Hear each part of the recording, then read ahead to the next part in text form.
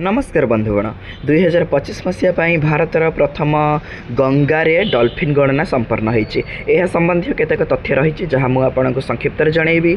Total dolphin संख्या हो 6327, जो थे कि 6324 गंगा नदीर डॉल्फिन और 3 सिंधु नदीर डॉल्फिन रही। सबुठारु अधिक डॉल्फिन मिली उत्तर प्रदेश रे, यापर बिहार, पश्चिम बंग और आसाम रे। आउ ए सर्भे जहाँ करा जहाँ कि 8507 किलोमीटर परिव्याप्त अंचल कर सर्भे पर हाइड्रोफोन को व्यवहार कर। आ गोटे कथा कि नेक्स्ट सर्भे जहाँ हम ताहा कि 4 वर्ष पर हेब, अर्थात 2029 रे। आउ ये जो डॉल्फिन पॉपुलेशन डिस्ट्रीब्यूशन को अंचल रही, जमी गंगार मुख्य स्रोत में 3275 डॉल्फिन रही।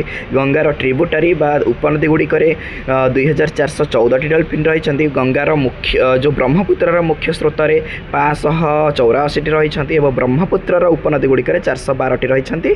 या सहित 22 नदी में 101 डॉल्फिन ठाब होती।